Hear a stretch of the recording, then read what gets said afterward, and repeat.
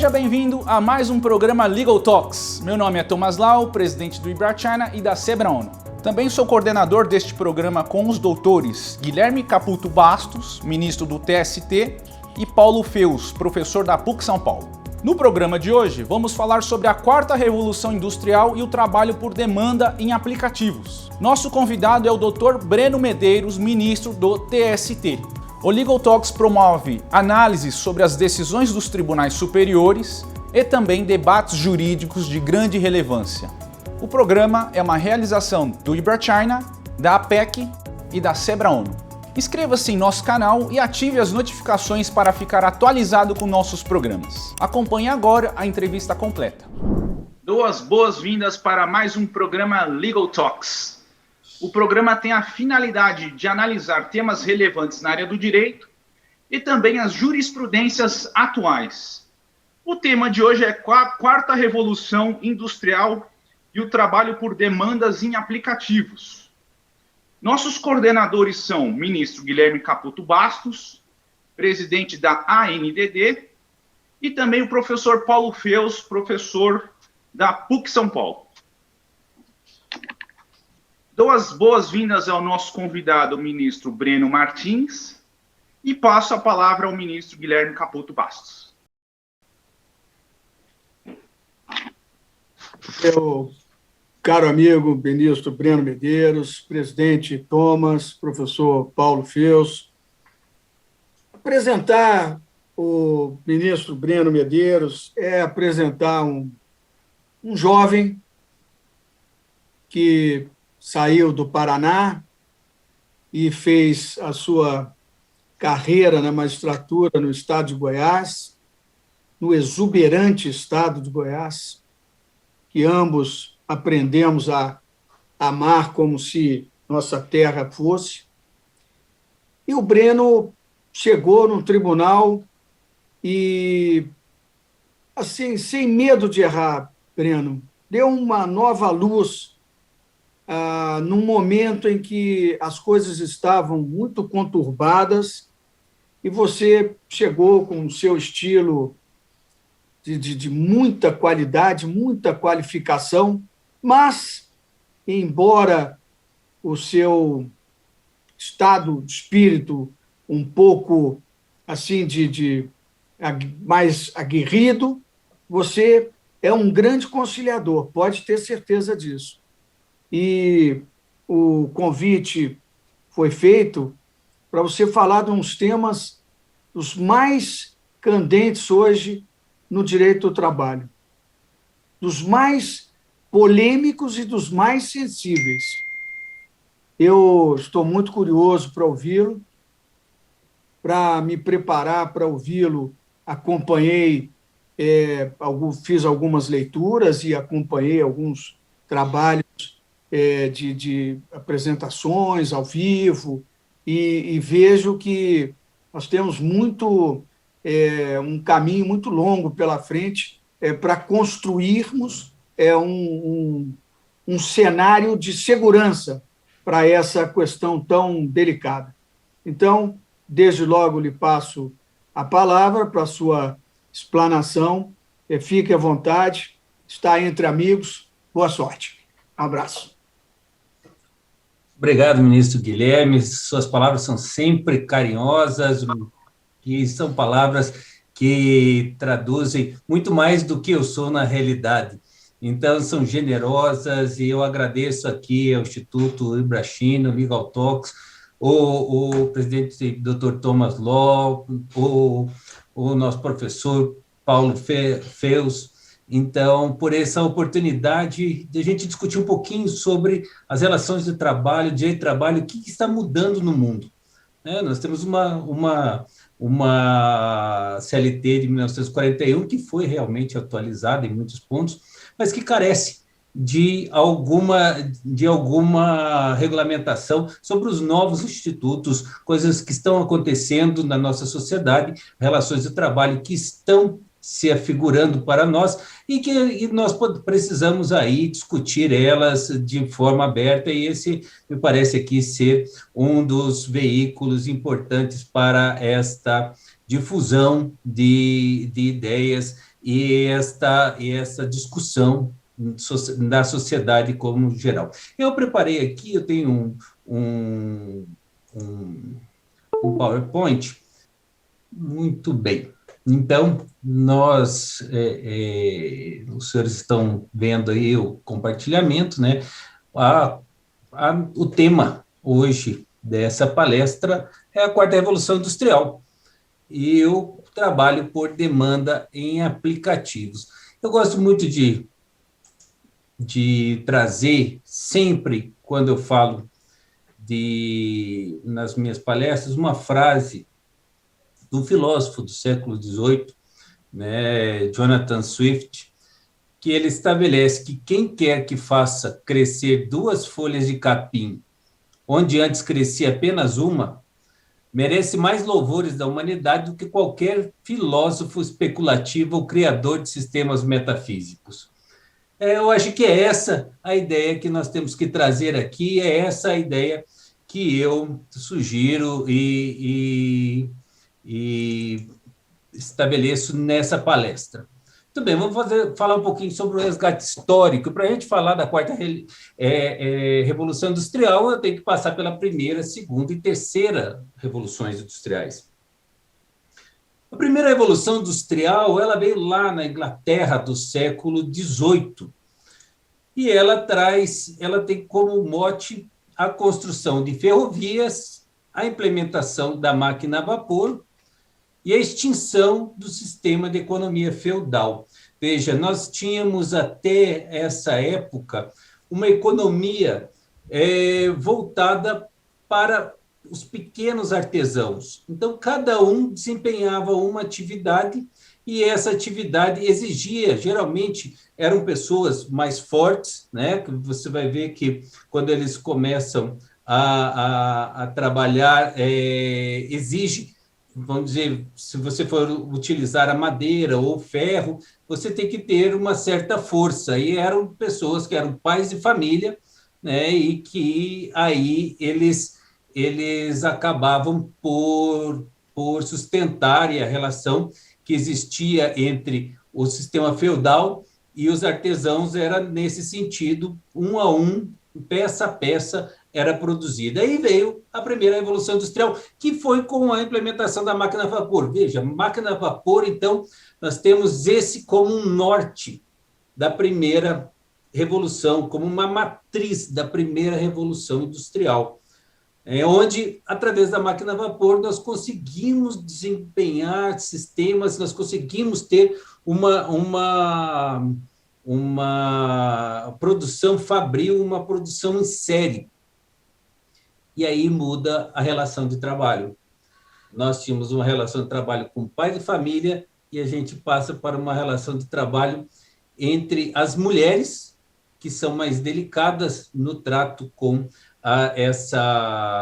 com os instrumentos, com as fábricas, e com crianças que entravam em alguns lugares e eram mais hábeis para conseguir consertar algo, ou então desentalar algo, ou então só simplesmente fazer a máquina funcionar. Veja, nós transformamos, não há mais a necessidade da força física.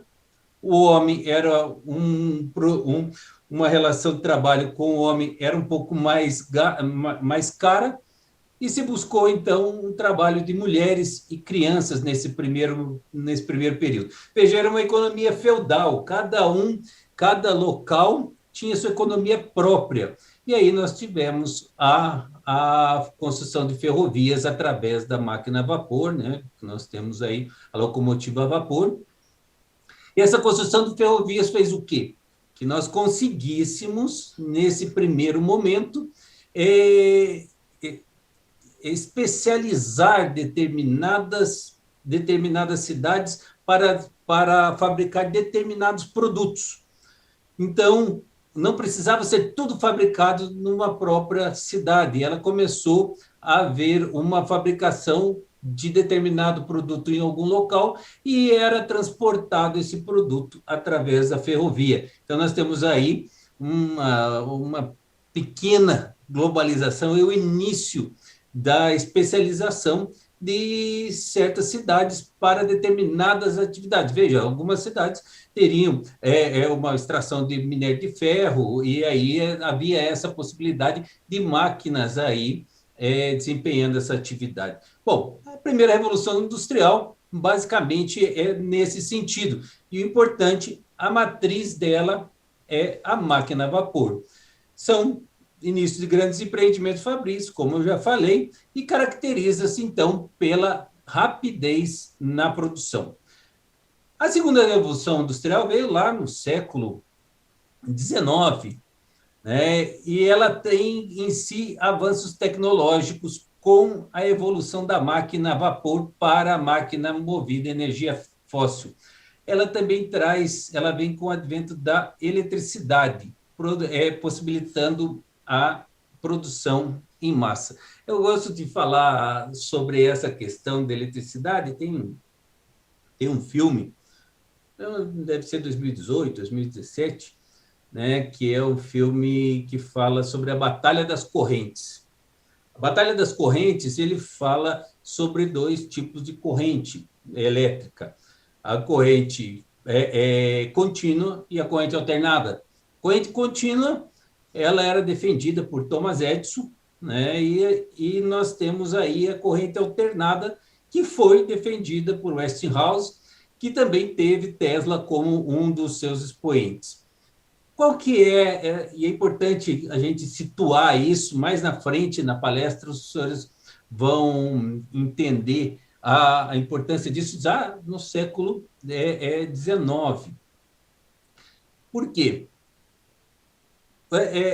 Thomas Edison entendia que deveria ter a corrente contínua, porque ela não gerava acidentes. Então, a corrente contínua, os senhores vão ver hoje, é aquela corrente hoje que existe em pilhas, em pequenos aparelhos, né? E eles são utilizados, aí é utilizada a corrente contínua. A corrente alternada é o que a gente tem dentro das nossas casas, né? Essa corrente 110, 220 volts que ele vem por um sistema elétrico de potência e para no próprio nosso transformador e passa para dentro da nossa casa. Essa corrente alternada, ela faz com que você não necessite de tanto material, tantos fios, né? Tanto cobre, né? E ela é muito mais barata do que a corrente contínua.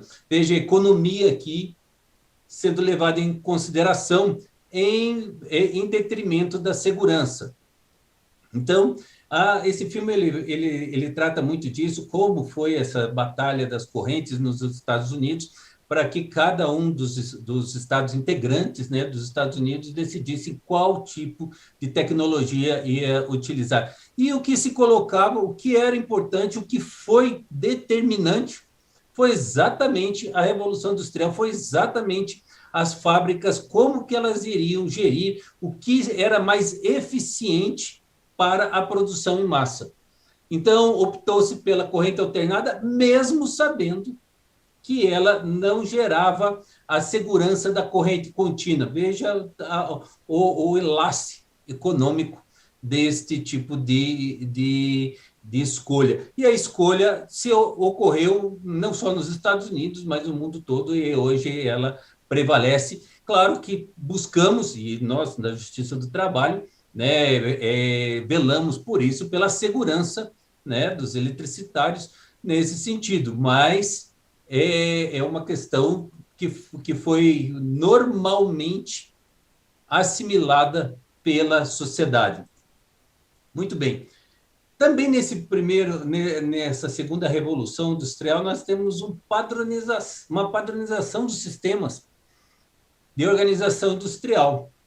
E aí a gente tem Taylor e Ford como expoentes. Qual que era a ideia nesse momento?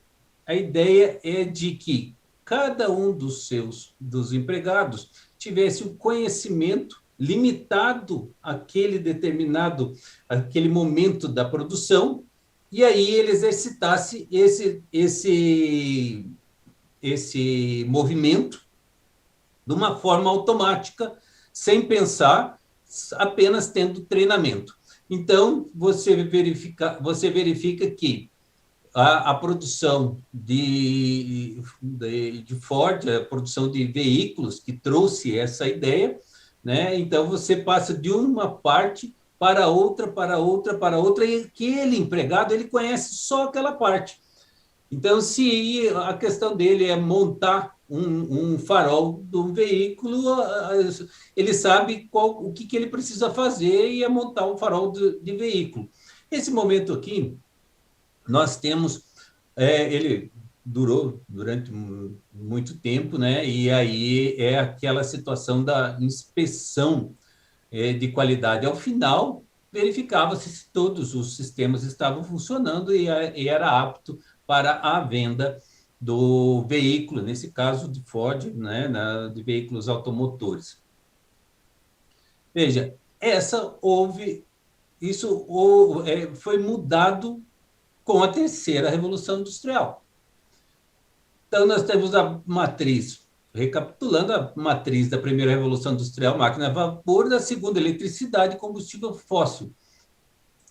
A terceira, nós temos a revolução digital ou dos computadores, que caracteriza-se aí pela automação industrial, que nós verificamos, né, a partir dos anos 60, que é uma comunicação entre homem e máquina. É importante essa afirmação, né, porque não é máquina-máquina. Isso nós vamos ver na quarta revolução industrial. Nós temos aqui uma comunicação homem-máquina. O homem utiliza das máquinas para desempenhar as atividades dele.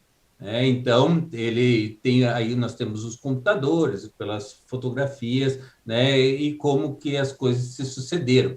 E há uma alteração aí no sistema Ford-Taylor pelo toyotismo. O que é o toyotismo?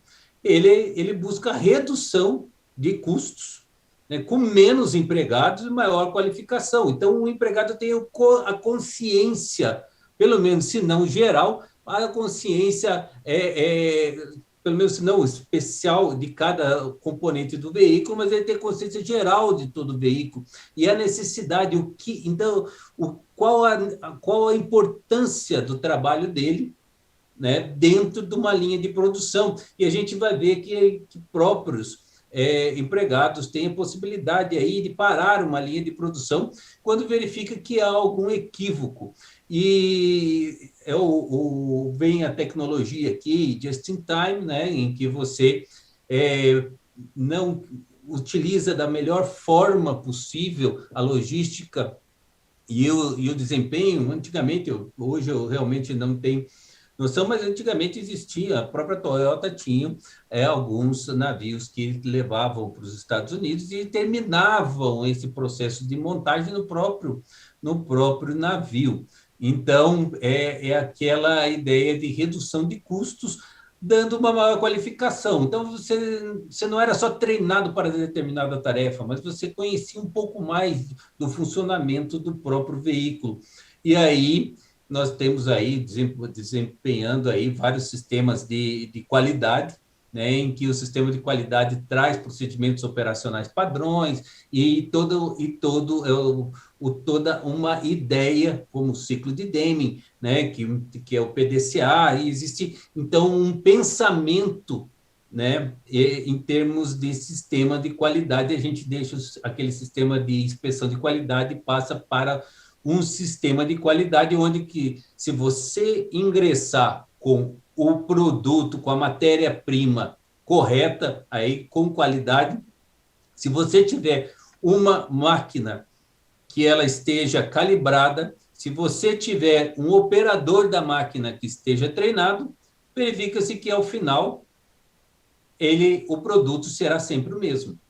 Então, você não inspeciona mais o produto e você inspeciona o sistema que cria o produto. Há uma modificação muito grande na forma de pensar, né, na terceira revolução industrial. E aí nós temos, o que a gente verifica hoje, né, muitas das vezes, o tal do recall, né, em que se estabelecem lotes e, se por um acaso alguma situação, o produto não for daquela forma, A própria empresa, através de sistemas estatísticos, ela enxerga isso, o que é importante para ela ou não, a perfeição realmente ela não existe ao se pensar em sistema de qualidade, mas ela entende o que é possível ou não, né, em termos de análise de resultados.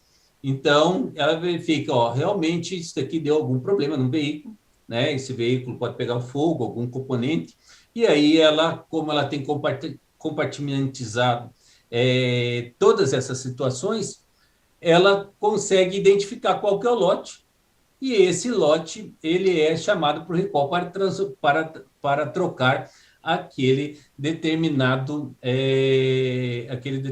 componente. Veja, há uma mudança muito grande na forma de pensar, né, com relação às revoluções industriais anteriores. E aí chegamos no ponto que é o objeto da nossa palestra, que é a quarta revolução industrial. Ela vem já no século XXI, né? E os elementos de distinção entre essa revolução e as revoluções anteriores são a velocidade, a amplitude e o impacto sistêmico dela. Ela se caracteriza então, principalmente pela conectividade, comunicação entre máquinas, internet das coisas, exemplificando aqui um exemplo muito simples, né? Se alguém tem um smartphone, o smartphone, se você está fazendo uma corrida, você junta com o teu celular, se por um acaso você cair, você não precisa nenhuma ação do ser humano. O smartphone mesmo nota que você caiu durante a corrida, ele indica o seu celular vai fazer uma chamada de emergência, certo? Dizendo que realmente você teve um problema. Então, essa comunicação máquina, internet das coisas, é típica desse momento que nós estamos aqui discutindo, que é da quarta revolução industrial. Há uma maior possibilidade de identificação de erros aí pela concentração de informações, a gente vai ver aí estatisticamente, nós temos uma ideia melhor do que está ocorrendo, né? A gente consegue hoje fazer um raio-x de toda a cadeia produtiva, de todo o sistema de trabalho, né? Simplesmente através das próprias máquinas. E ela está dividida em 3 categorias interrelacionadas, né? Nós temos a categoria física, essa categoria é o que vai trazer algumas ideias para nós. A gente vai ver os veículos autônomos, né? É uma realidade hoje, dentro de alguns anos, né? Nós não teremos mais um motorista, né? O veículo será autônomo.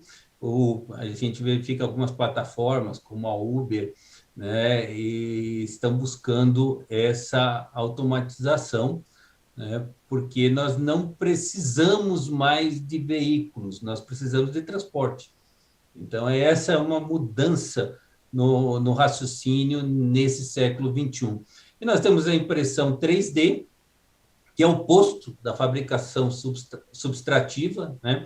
Hoje, você quer um determinado objeto, né? Você vai ter que separar, pegar um produto e diminuindo ele até ele chegar onde você deseja. A impressão 3D é o contrário, você coloca uma matéria-prima e ela vai crescendo, ela vai adicionando, é uma tecnologia aditiva. Nós temos também a robótica avançada, né? Interação aqui entre seres humanos e robôs será cotidiana. Hoje a gente já verifica em muitas situações, tem muitas fábricas que estão utilizando isso, fábricas na Europa, nos Estados Unidos, principalmente, em que são fábricas escuras. E por que escuras? Porque não há necessidade aí da energia, essa é uma forma de colocar que muitos robôs estão trabalhando e sem a necessidade do ser humano. E temos também os novos materiais, né, que são mais leves, fortes, flexíveis, são recicláveis e adaptáveis, né? Então, isso daí na indústria, principalmente a indústria do vestuário, ela terá uma modificação muito grande no próximo momento aqui que estamos vivendo. E a categoria digital, essa que nos chama atenção e que traz exatamente o tema da nossa discussão, que são as pontes entre pessoas e o mundo digital. É a internet das coisas, uma coisa se comunicando com a outra através aí de plataformas e dispositivos conectados, né? Ligam, então, o meio físico ao mundo virtual. Essas plataformas, elas possibilitam a economia sob demanda, que é o título dessa nossa palestra, e é o que está assolando, nesse momento, o mundo do trabalho. E ela derruba as barreiras entre empresas e indivíduos. Um exemplo desse é o Uber. O que é Uber? É simplesmente uma plataforma digital onde você faz um pedido de um transporte. Essa plataforma, ela diretamente, sem passar por um ser humano, ela direciona para um motorista da Uber que esteja mais próximo, e ele já diz qual que é o melhor trajeto naquele momento para que você chegue aonde você deseja. Então, veja, não existe interação humana nesse momento, a não ser a interação do próprio cliente com o motorista. As pessoas, muitas das vezes, entendem que isso seria um ovo em Colombo, ou algo novo, ou algo inédito. Mas eu trago sempre um exemplo. Nós que somos um pouco mais antigos, né, existia o radiotáxi, né? Os mais antigos, então, eles buscavam as pessoas lá e tinham que ir até o ponto de ônibus. Quando veio o telefone acabou sendo um instrumento popularizado, se inaugurou a era do radiotáxi. O radiotáxi, ele nada mais é do que um Uber. Só que o radiotáxi, você ligava para o rádio, para a empresa de radiotáxi, aquela telefonista via, através do rádio, qual que era ou a localização de um táxi mais próximo, mandava até a sua residência, você se utilizava desse táxi e efetuava o pagamento ao final da corrida. Veja, nada modifica do que nós já temos com relação à Uber. A diferença da Uber é que ela é uma plataforma digital. Ela não tem essa pessoa que atende o telefone lá no radiotáxi. Ela tem, sim, um instrumento digital, um instrumento de informática, um algoritmo que responde a essa chamada. Veja, o Tribunal Superior do Trabalho, é que eu faço a primeira colocação com relação a isso. O Tribunal Superior do Trabalho nunca, em tempos antigos, reconheceu o vínculo empregatício entre o taxista e a empresa de radiotáxi, entendendo que haveria só uma intermediação e apenas mais um serviço que poderia ser utilizado pelo taxista para aumentar os seus ganhos. Nesse sentido, o taxista sempre foi um profissional autônomo. Muito bem. Ainda temos a categoria biológica, que não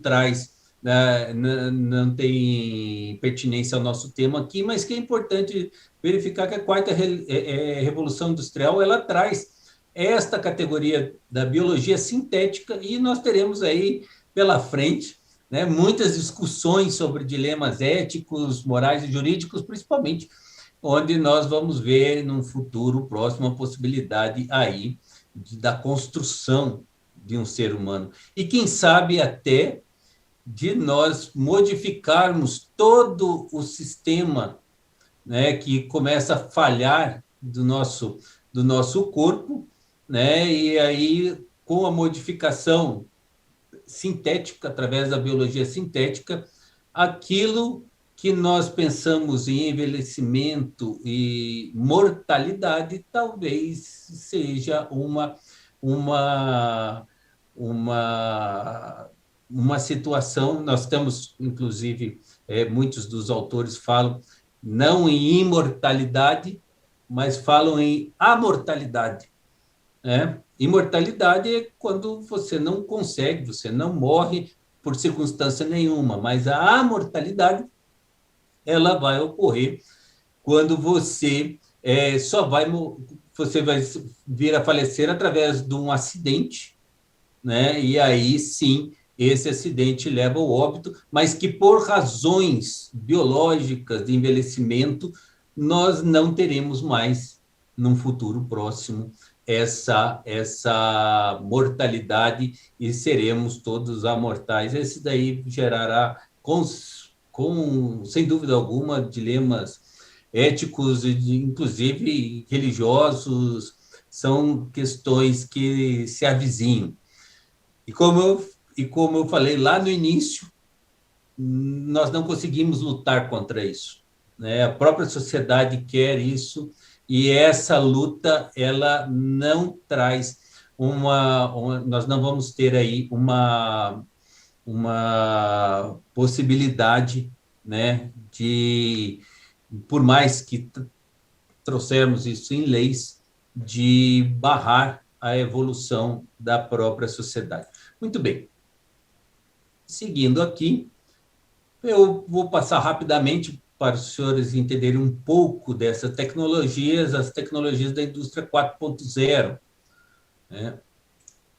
As tecnologias que tem, primeiro, a computação em nuvem, né? Hoje ninguém mais guarda em disquete, em disco rígido, né? Todas as questões são colocadas na nuvem, e aí da nuvem você acessa a nuvem, e a sua própria palestra aqui, ela irá para uma plataforma e no mundo inteiro pode ser acessada, né? Nós temos o Big Data, né? É um sistema computacional que gera tudo, sabe de tudo, certo? Então, hoje, você consegue trabalhar com muitos dados, né? E isso daí é o sistema operacional que dá essa possibilidade. E quando você tem o conhecimento de muitos dados, você consegue trazer para a sociedade inovações que realmente sejam necessárias.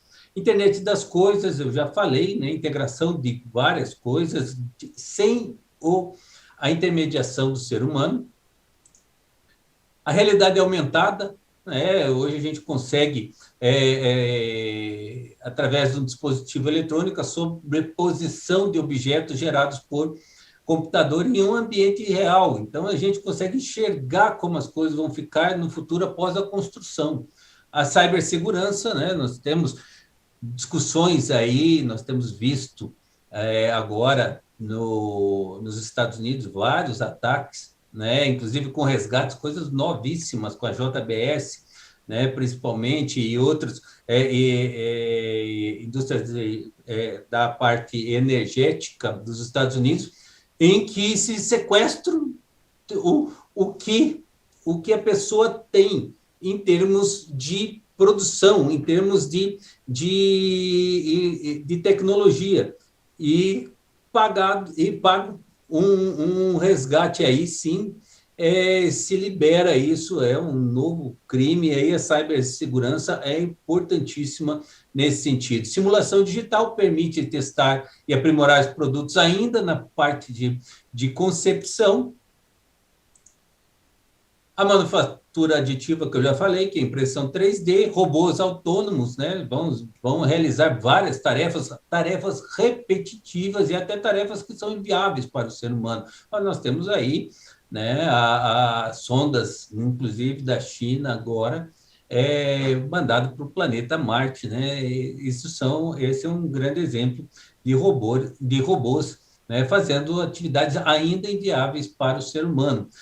O 5G, que é a tecnologia que aumenta a capacidade da internet, o blockchain, que é um sistema que vai revolucionar, já está revolucionando hoje o mundo através dos bitcoins, onde você tem uma informação descentralizada mais unida através de correntes, né? Então, o computador acaba por saber se existe alguma incongruência, e essa incongruência retirada, a China também trouxe para nós uma nova ideia com isso, lançando a sua moeda no ambiente digital, o que me parece aí, ela traz uma inovação enorme com relação a isso, e ela busca evitar, na minha visão, um pouco desse Bitcoin ou dessas outras plataformas de blockchain que não estão regulamentadas através dos próprios estados soberanos. Materiais inteligentes, eu já falei, aqui nós temos o grafeno, né? Elasticidade, condutividade, transparência, nanotecnologia, trabalho a nível atômico, é importantíssimo na medicina, né? Nós vamos modificar questões a nível celular e atômico, e essas tecnologias, todas juntas, elas estão modificando o mundo que está ao nosso redor, né? Veja que o pedido de patentes relacionados a essa indústria 4.0 teve um aumento de 54%. É importantíssimo isso daí, num estudo publicado pela European Patent Office. Seguindo aos nossos questionamentos, né? Nós temos aqui quais são os receios. Qual que é o principal receio? É a substituição do trabalho humano pelas máquinas, né? Início da Revolução 4.0 tem os autores, eles diferem um pouco, mas sabem que se deu entre 2011 e 2016. E essas transformações, elas são lentas, mas elas partem geralmente lá dos países desenvolvidos para os menos desenvolvidos. Nós vamos ver ali, quando nós quisermos enxergar um pouco a indústria 4.0, nós temos que ter olhos na China e ter olhos no Vale do Silício. Então, essa que ali nós vamos enxergar quais são as inovações que vão impactar o mundo moderno. E algumas profissões vão se extinguir, né? Outras surgirão, né, para atendimento de novas demandas. O principal aí que nós temos visto, veja, os Estados Unidos, né, 2 décadas atrás, ele vem e migra, muitas das corporações migram para para a Ásia, para países onde tem uma mão de obra mais barata. E nós temos visto agora, ao contrário, estas mesmas empresas retornando aos Estados Unidos. Inclusive, foi plataforma do presidente anterior dos Estados Unidos, nesse sentido. Mas elas estão voltando não com o nível de emprego, elas estão voltando com automação. Então, aquele americano de classe média que não fez uma college school, ele continua tendo sua dificuldade, o nível, né, de desemprego um pouco maior, mas esta é a ideia de que estas profissões que nós enxergamos hoje, que são profissões de nível médio, elas tendem a ser substituídas pelas máquinas. Nós vemos isso aqui no Brasil, né, que é um dos países onde tem o maior avanço na tecnologia bancária. A gente vê aqui no Brasil que o futuro, que aquelas atividades simples do banco de receber, de pagar contas, essas atividades hoje são feitas pelo nosso celular, nem um computador mais a gente precisa para esse tipo de atividade. E aí a gente vê algumas profissões sendo extintas, né? O ritmo aqui, aí eu já falo exatamente sobre isso, que o ritmo da inovação tecnológica continua aumentando, né? Tecnologias que realmente provocam a ruptura dos mercados de trabalho. Há 5, 6 anos atrás, nós estávamos discutindo aqui, a gente via guerras, né, guerrilhas urbanas com relação a operadores aí, a motorista de Uber e taxista, né? E por mais que se tentasse segurar esse movimento não tem mais volta, né? Então, o que é importante é o desenvolvimento de novas habilidades sociais. E aí nós temos que pensar em política pública, o que vamos fazer com essa massa de desempregados que não tem um conhecimento, não sei, existem vários economistas falando sobre isso, né, em que a partir de certa idade, eu não sei se essas empresas elas teriam um imposto nesse sentido, alguma coisa para compensar pessoas que não conseguem mais se adaptar.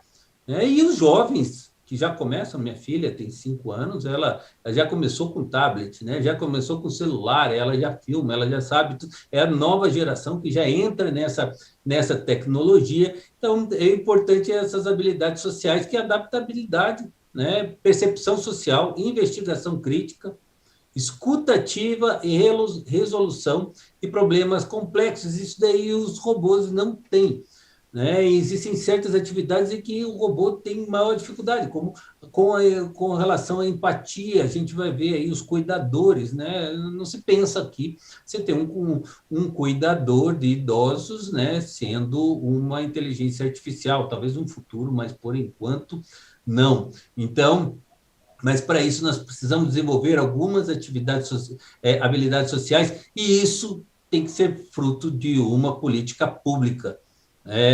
O governo tem que começar a pensar isso no executivo, no legislativo, para que nós possamos estar prontos quando essas tecnologias vierem. Imaginem hoje, com veículos autônomos, quantos motoristas de Uber que hoje têm o seu ganha-pão no transporte de motoristas e de passageiros, e que não vão poder, na realidade, vão perder os seus empregos através dessa nova tecnologia. Qual que é a origem, e aqui já caminhando para um final, a origem dos aplicativos, né? Exatamente reside no surgimento da internet das coisas, onde a interação de pessoas e coisas se dão através das plataformas e dispositivos conectados, como eu já coloquei. A tecnologia, então, é a principal responsável por essas mudanças do mercado, sobretudo o avanço da internet. Aí nós vamos ter o 5G aqui no Brasil. Ao trazer isso, eu creio que haverá uma revolução ainda maior, né? Alguns trabalhos tradicionais vão ser modificados, como eu falei, existe serviço de entregas por drones aqui no Brasil, já em São Paulo, já se está testando essa entrega por drones, substituições de caixas ou vendedores, né? As pessoas, na realidade, saem de um supermercado, ela tem uma identificação facial e é cobrado já no seu cartão de crédito aqueles itens que ela própria colocou na sua cestinha, embalou, e aí nós não temos mais nenhum empregado nessa parte. A robótica na medicina, né, e na indústria, e o uso de ferramentas e soluções digitais, né, que reduzem custos e melhoram a produtividade. Nós vamos ver o quão importante isso foi nessa pandemia, porque de um lado você tem uma necessidade de ficar em casa, e do outro lado você também precisava antigamente se deslocar para o supermercado ou se deslocar a algum local, né? E por isso você tinha maior possibilidade da contaminação. E a gente vai ver essas plataformas de alimentação que hoje você utiliza elas, o iFood, Rappi e outras mais, e você recebe a alimentação em casa. E hoje temos, inclusive, supermercados, mercearias e tudo mais entrando nesse sistema de entrega através né, dessa plataforma que é a economia sob demanda. Você não vai mais precisar ter isso. Veja que isso daí não é tão antigo. Muitas das vezes a gente, hoje, as pessoas entram no Instagram e querem comprar uma camiseta. A pessoa não tem aquela camiseta.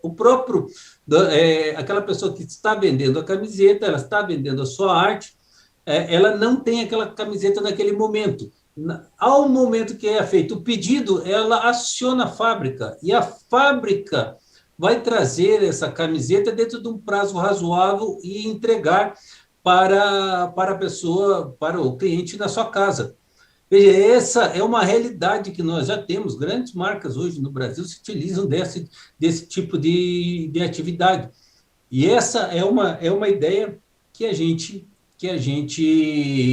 também, como eu falo, não há mais como voltar atrás.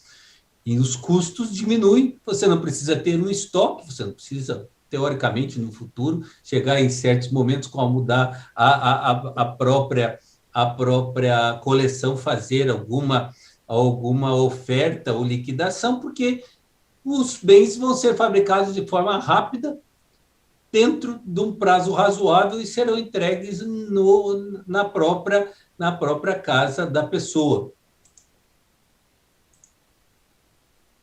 E quais são os efeitos sobre o mercado desse aplicativo? Ele tem partes boas, como tudo na vida, são partes boas e partes ruins, né?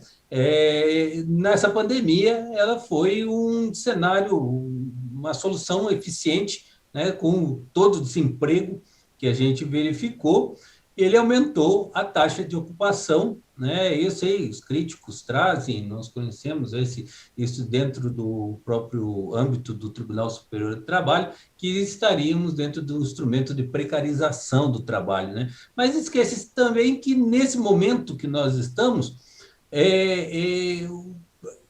esse prestador de serviços, em geral, ele não tem uma fonte de renda, né? Ele não é um empregado formal. Então, ele tem a possibilidade de desempenhar sua atividade, muitas vezes até alugando veículo, né? A gente verifica essas plataformas, iFood, muitas vezes a pessoa vai com a sua bicicleta, né? Fazer uma entrega. Então, esse é uma fonte de renda importante nesse momento de pandemia, né? E o que as pessoas muitas vezes esquecem é que a maior fatia do valor cobrado pelo serviço, né, é recebido pelo próprio entregador. Eu, há um tempo atrás, estava andando com o motorista de Uber e perguntei para ele o que ele achava, se ele tinha uma relação, que ele era um empregado da Uber. E ele falou assim: não, a Uber é minha empregada, porque ela faz na hora que eu quiser, como eu quiser, e eu recebo quanto eu quiser. Ela simplesmente é um instrumento para que eu possa desempenhar a minha atividade, e aí ela faz a propaganda, ela me indica, né? E nesse ponto eu pago um percentual para ela, né? Para que eu possa desempenhar a minha atividade, que é a condução do veículo. Veja, a visão não é... ela é um pouco diferente nesse sentido, inclusive, dos próprios motoristas da Uber, pelo menos nessa minha pequena incursão nesse mundo.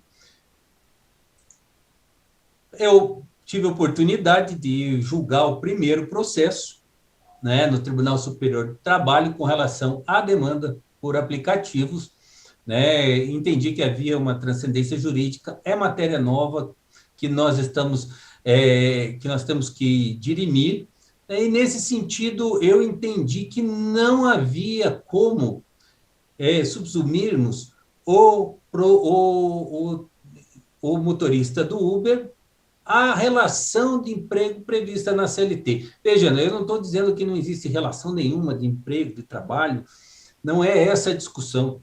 A discussão é: se ela se encaixa da forma como foi prevista a relação de emprego da CLT lá em 1941. E eu não entendi que se encaixasse, porque o motorista recebe de 75% a 80% do valor pago pelo usuário. Veja, ele não está sob a égide aí da própria Uber, né? Nenhum negócio no mundo funciona se você vai pagar 80% do seu negócio. Veja que nós temos que pensar em desenvolvimento de tecnologias, no próprio desenvolvimento da empresa, e que você vai pagar 75%, 80% com mão de obra. Né? Isso daí, sem falar que se nós concedêssemos aí o vínculo empregatício nos moldes tradicionais, os próprios motoristas teriam direito a 13º, férias com 1/3 a mais, e FGTS, e acaba por inviabilizando. Ou então, o que ocorrerá? Esses valores de 75% a 80% pago pelo usuário, que vai para o próprio motorista de Uber, ele será condimentado lá para 20%, 30%, né, e os demais em direitos trabalhistas. Parece que não é essa lógica que nós pretendemos no futuro, mesmo porque a gente tem que entender a sociedade e não dizer muito como ela deve agir de forma contra as leis da física ou as leis da evolução.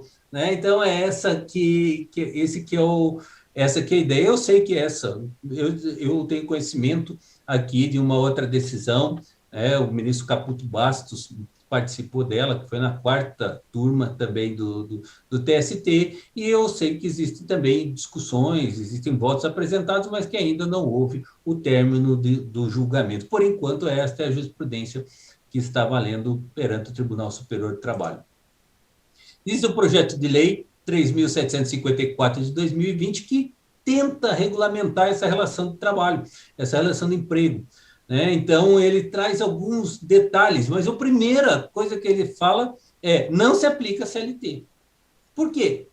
O modelo que existia é diferente do modelo que existe hoje de relação do trabalho sob demanda, o trabalho com aplicativos. Né? Então, indica principalmente a essência do regime, a plena liberdade do trabalhador em aceitar ou não a proposta para a prestação de serviço. Existem algumas questões aqui, sim, e estão sendo discutidas pelo Legislativo como forma de regulamentar esse novo modo de prestação de serviços no trabalho. Muito bem. A importância nos tempos de pandemia, eu já adiantei, né? Mas aqui temos dados do IBGE, de novembro de 2020, que apontam que o número de autônomos, dentre os quais se inserem os trabalhadores por demandas em aplicativos, figura como segundo no ranking de ocupação, só perdendo para empregados do setor privado com carteira assinada. A mesma fonte diz que, no mesmo período, 76,2% das pessoas ocupadas não tiveram alteração do rendimento, contra 19,6% que sofreram alguma perda de rendimento. Foi importante isso para manter a economia do nosso país, essa demanda por aplicativos. E aí, chegando aqui à conclusão dessa discussão nossa aqui, é importante trazer que todas as evoluções antecedentes, né, as 3 evoluções industriais, implicaram importantes avanços, foram marcos de desenvolvimento perceptíveis de forma paulatina, comportando tempo para adaptações necessárias. Então, elas demoraram muito tempo. Já a 4ª revolução ela é muito rápida, né? A velocidade das mudanças ela é mais impactante para o sistema como um todo. Né? É certo que seus efeitos são perceptíveis mais lentamente, o que permite que a sociedade se ajuste às novas demandas tecnológicas e profissionais. É importante aí a participação da sociedade, né? Tanto do poder da sociedade, não, do poder público, né? Através do executivo, do legislativo, com políticas públicas para trabalhadores redundantes e com regulamentação das novas formas de prestação de serviços. Então, esse novo modelo de prestação de serviço, nascido agora na quarta revolução industrial, o trabalho por demanda em aplicativos, trouxe inegáveis benefícios ao trabalhador e principalmente à sociedade. A sociedade quer uma prestação de serviços com mais qualidade e com valor menor. Então, torna-se um dos instrumentos de enfrentamento da pandemia, da Covid-19, na relação da preservação da vida, né? E, claro, isso daí porque ela contribui para o isolamento social e a sustentação da economia. É importante, eu termino aqui só com uma frase, né?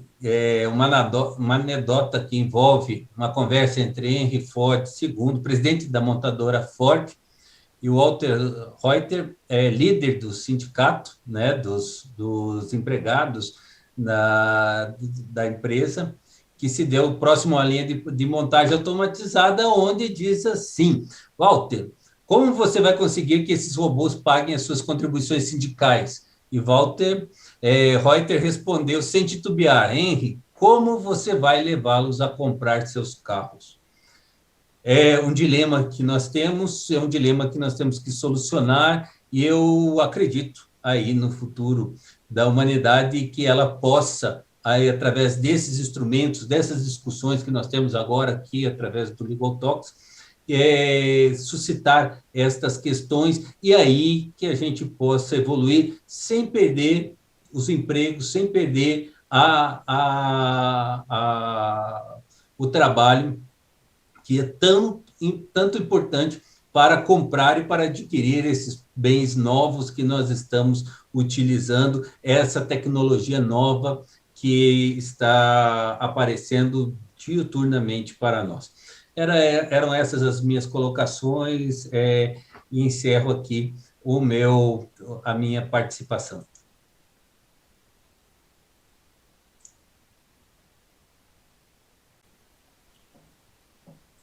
Isso, Breno. Espetacular, como já era esperado. E a sua aula, e a sua reflexão, palestra, fez exatamente o que o Legal Talks pretende fazer com os temas que nós trazemos à discussão, que é também fazer esse resgate histórico para contextualizar a questão modernamente, porque, às vezes, a gente perde esse fio da meada. E, ouvindo atentamente a sua explanação, eu só fiquei pensando qual seria a reação do atleta que cai. Eu falei assim, será que o telefone levantará esta pessoa? Mas não, o telefone faz uma ligação emergencial, o que é muito mais razoável. Eu estava acompanhando as questões de 5G, blockchain, as moedas digitais, né? E hoje os meus filhos estão participando de um jogo que a aposta é em Ethereum, é uma moeda dessas plataformas, dessas moedas digitais, e se aposta nisso, e se ganha nisso, né? Não é nem o Bitcoin, que é uma outra forma, enfim, eu não teria condições de dar essa explicação aqui. Mas, enfim, eu separei, Breno, como eu lhe disse, me preparando para ouvi-lo, né, e para poder compreendê-lo melhor, mas de tudo que eu vi, de tudo que eu li e ouvi, o maior temor é acabar com o trabalho, com o emprego. E vi que você vai nessa linha também. Olha, o emprego não vai acabar. Pode ser que mudem as atividades. A área de tecnologia agora vai ter um super avanço. Evidente, evidente. E veja, eu estudando a questão da inteligência artificial para o futebol. eu estudando aquelas questões do reconhecimento facial para se aplicar nos estádios, evitando que os baderneiros entrem. O que aconteceu nesta máquina desenvolvida? Ela dava erro em mulheres e mulheres negras. Não identificava, não conseguia fazer identificação. Então, nós temos que aceitar, mas aceitar sempre imaginando de que aquelas máquinas são construídas por homens. Então, nós temos que sempre relevar este fato e sempre procurar minimizar esses defeitos. Mas eu, da mesma forma que você acabou com o pensamento, e uma anedota entre o Henry e o seu presidente do sindicato, eu diria, ministro Breno Medeiros, todo conceito que o homem não modifica com a sua evolução torna-se preconceito. E os preconceitos acorrentam as almas à rocha da inércia mental e espiritual. Esse é um pensador argentino.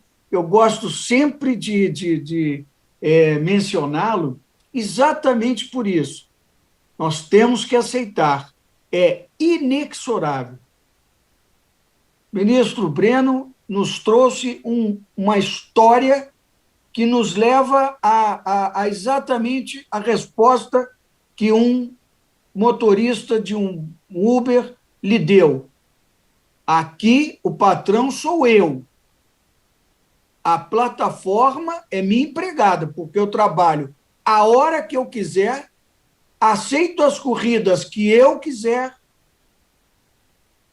Então, nós temos que evoluir junto com a evolução, senão a gente se prende exatamente a essa rocha da inércia mental e espiritual.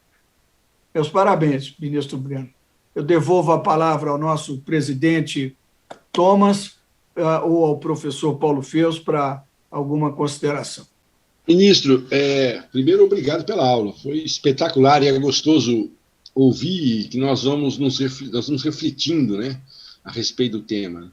E essa questão do motorista do Uber, é curioso, eu acho que está mais para uma relação de consumo dupla, onde o motorista é consumidor do aplicativo e o usuário também. Quer dizer, a Uber teria uma relação de consumo efetivamente com o motorista, porque ela é uma facilitadora do seu trabalho, e efetivamente estaria até mais próprio para isso do que uma relação de trabalho. Eu não sei, eu nunca tinha imaginado isso, mas com a sua fala me trouxe essa possibilidade. Eu particularmente, vou até dar uma refletida melhor sobre o tema, tal, mas como a evolução nos traz esse pensamento. E eu me recordei também de uma palestra do ministro Belmonte, lá em Portugal, onde ele brincou e falou o seguinte: olha, o pessoal achou que quando o porteiro eletrônico foi instalado iam acabar com o porteiro, que a secretária eletrônica acabaria com a secretária. Na verdade, são modernizações que a nossa sociedade hoje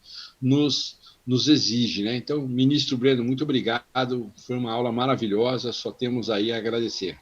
Obrigado, professor Paulo. Ministro Breno, parabéns pela exposição, foi uma aula. Eu tenho 4 comentários em relação à palestra. Uma é a questão do Bitcoin na China, porque realmente é o que Vossa Excelência falou, Bitcoin na China, eles entenderam que o Bitcoin, ministro Guilherme, seria ilegal, né? Porque ele advém até de um site com vendas de coisas ilegais, e a China falou, não, a criptomoeda é legal, agora a gente quer desenvolver a nossa moeda eletrônica, vai passar pelo Banco Central da China e todos vão poder usar a nossa moeda eletrônica. Eles pegaram a ideia, mas colocaram ele como uma regulamentação dentro da China. Então, eles praticamente criticaram bitcoins, mas ao mesmo tempo criaram a moeda deles, ministro Caputo. Uma outra coisa que eu acho muito bacana, ministro Breno, que Vossa Excelência falou, é a questão da política pública para que os nossos jovens, as novas gerações estejam prontos para a tecnologia. Tem muitas pessoas desempregadas e a gente precisa adaptar a essa nova realidade da Revolução 4.0. Então, essa questão das políticas públicas, eu acho que o Brasil precisa avançar muito nisso. Eu acho que estamos atrasados, a gente está vivenciando essa questão da uberização e dizem que o novo proletariado agora é o call center, né? As pessoas que ficam fazendo as ligações, ministro Caputo, tem até uma fala assim. E a terceira questão que eu acho bacana, ministro Breno, é como a gente consegue fazer com que os nossos jovens consigam avançar nesse aspecto tecnológico. Essa semana eu falei com a Escola Superior de Marketing e Propaganda, a ESPM, e me perguntaram assim, Thomas, o que os nossos jovens podem fazer de intercâmbio com empresas, se existe alguma possibilidade de novas oportunidades. Aí o que eu falei, ministro Breno? Eu falei que sim, que o brasileiro, na parte de marketing, ele é muito criativo, ministro Guilherme. As melhores propagandas do mundo são de agências brasileiras, inclusive. E falei que precisaria realmente fazer um intercâmbio com empresas chinesas, porque não tem propagandas boas, que nem o Brasil tem, que nem empresas americanas têm, no âmbito de empresas chinesas internacionalizadas. Então, até uma questão da gente pensar nesse intercâmbio internacional. E, por fim, essa questão do serviço sobre design, design service, que Vossa Excelência falou, como, por exemplo, a Amazon, que está vindo para o Brasil, que você pede o livro que você quer, ele vai imprimir a quantidade necessária para os clientes. E ele não tem o estoque é pequeno. E a nossa parceira Deplástico entendeu um pouco mais desse jogo, desse diretriz internacional, ministro Caputo. Eles estão imprimindo poucas unidades. Se você for comprar um livro, eles imprimem em 7 dias, entregam em 2 ou 3 dias. Então, é uma coisa também sobre design. Eu acho que é o futuro, né? Uma economia mais inteligente. E eu parabenizo o ministro Breno pela exposição muito atual, muito pertinente. E já agradeço o ministro Guilherme Caputo, nosso coordenador, professor Paulo, e dou por encerrado mais um Legal Talks, nosso programa que é um grande sucesso, de ter recebido feedbacks muito positivos, ministro Caputo. Muito obrigado, ministro Breno. Professor Paulo. Obrigado pela sua participação em nosso programa Legal Talks. Fique atento à programação e participe das próximas edições.